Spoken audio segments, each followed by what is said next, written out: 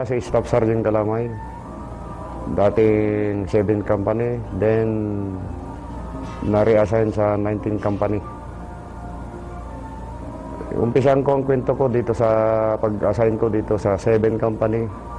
Start noong 1995. Masunog ang ipil, doon na nag-umpisa yung ng 7 company na striking force ng 7 Division.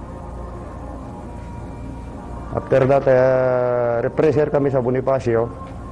Nataon naman na nasunog yung ipil sa Zamboanga. Doon na kami pinadala na good for 3 months na strike. After 3 months, balik kami dito, Manila. Ulit, represser. Pagkatapos ng 3 months, balik ulit doon sa Zamboanga, Siraway. Hindi nagtagal, pumutok yung Matanog. Lumipat kami sa Matanog, Maguindanao. Dahil pumutok yung Camp Abubakar. Hindi nagtagal, nagpetition yung MINF na pa-withdrawin yung Ranger para aatras din sila. Kasi alam naman natin na yung Ranger, yan ang kinatatakutan dyan sa parting Mindanao. Noong pinababa na kami sa Awang Airport, doon na nag-umpisa yung gulo sa Matanog. Kasi inaayawan kami na makaharap, na harap-harapan doon. Mga year 1997, reassign ako sa parting Maguindanao dito sa Sultan sa Barongis. Doon na paulit-ulit ng enkwentro namin, yung mag-reinforce kami dito sa parting Alyusan. Umagang-umaga, pick-upin kami ng 4 na chopper. Tapos idara-drop kami doon sa parte ng 57 IB yata yun, yung batalyon nila. Then diretso na kami doon sa area, idara-drop. Pagkatapos ng gera sa Alyusan, pumutok itong Camp Omar. Camera action. Dito na sa parting Camp Omar, dito ko na naranasan yung araw-araw na pagkikipaglaban. Ang pinakamapahinga ko na lang dito yung kumain ng gatas saka Skyflix. Nag-umpisa ng September 2021 nata yun. Natapos ng October 5 ang laban. Doon ko naranasan, kada madaling araw, dapat gising ka na, nakaposisyon ka na sa ilalim ng kukunan. Nakamount lagi yung dala kong barit, maghapon na yun. Pinuubos ko yung 200 na rounds na bala ng barit. Palitan kami ni Captain Opano nung araw na yun. Nung dumating yung October 5, petition yung email, nag-request ng Yung 21 September na tapos October 5. Umpisa mo dun sa September 21. Ano yung mga nangyaring hirap ninyo? Ilan yung nakalaban nyo? Anong oras kayo harasin? Sige, ano yan? Unang pumutok kasi yan, nung reinforce kami ng 1 team, nakulong yung isang platon ng 60 per IB. Nung dumating kaming sniper team ng 7 company, para silang lumabas na parang itik sa killing zone. Kasi hindi sila makapurma sa dala namin na armas na barit. Tinitira namin yung mga post ng MI sa taas.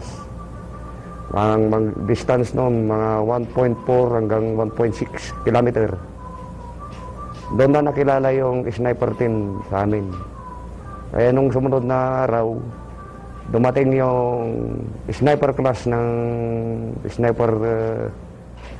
class 2 ng sniper dito sa amin, sa Ranger. Doon na kami nagbody na naman, nagpangitan na naman sa Camp Omar. Nung umalis na kami, nagtuloy-tuloy na yung trabaho ko, palipat-lipat ako ng target. Ang pinakamalapit na target ko, 1.4 kilometer. Doon na hanggang nahagip namin si Commander Olama, taga-Tatupyag, yung brigade commander ng MILF. Dire-diretso na yun. Sunod na araw, lipat na naman kami sa perimeter ng 57 IB Dahil masyadong marami na naman doon na nakikitang nagpapakita doon, patayo-tayo. Doon na namin minount na naman yung barit, lipat na naman kami doon. Pagbira namin, nawawala na sila, lumalayo na hanggang may 2 kilometer. Kaya hindi na namin sila mahagip.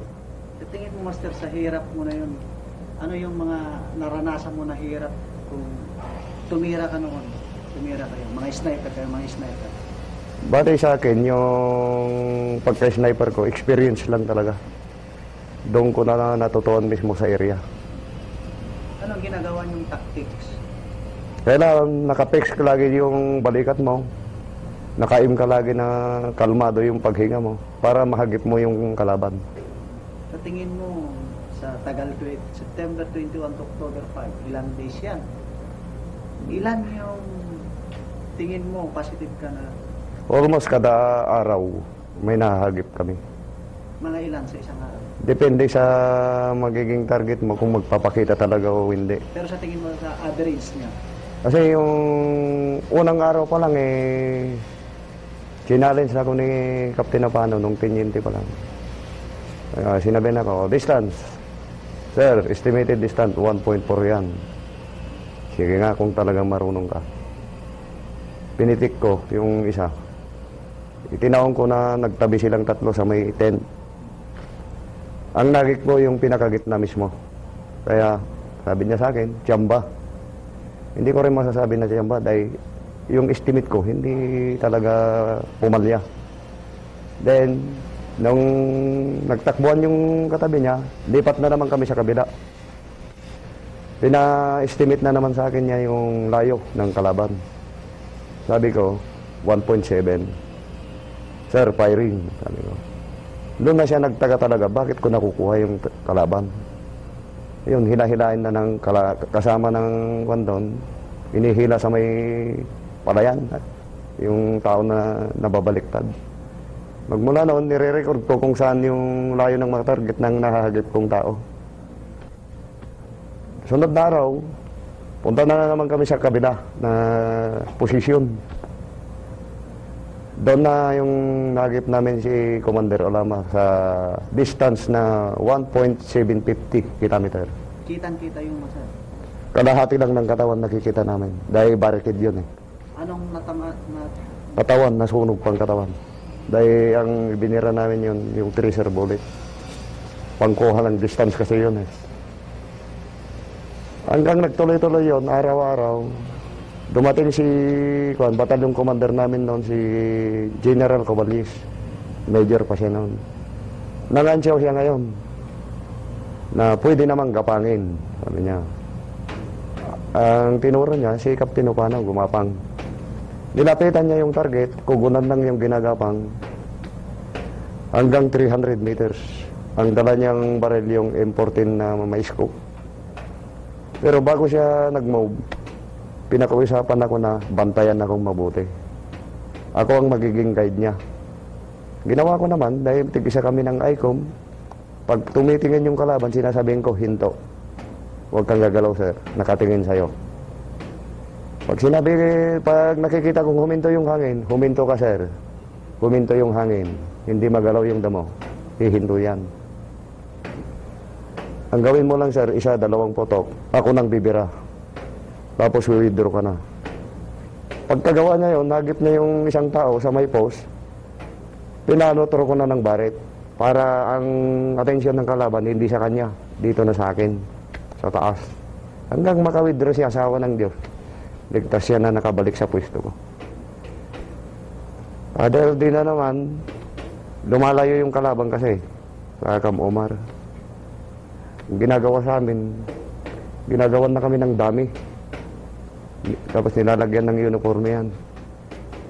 Pag tinataban, natutumbo naman. Mamaya, dinadaan-daan na ibinabalik. Ganun na naman yung dami. Bakit kaya? Nung tinukos namin mabuti sa scope, yung pala dami. Yung nilalagay na nila. Hanggang kan na yun. Anong ginawa niyo nung dami? Yung dami yung ginawa. Anong taktika naman ng pan-counter? Pinababayan na lang namin na itinatayo nila uli. Noong kan na, nag-request na ng ceasefire yung MI. Back to company na naman kami sa Sultan sa Baronges. Yun na, pag-alis namin, nakawala yung kalaban, pinagsusunog yung 2 detachment doon. Opo na magmula Siripagwak papuntang Talayan. Sunog yung 2 detachment yun. Kaya yun ang hirap ng pag pinakawalan mo talagang kalaban. Gaganti at gaganti yan. Kunting pahinga,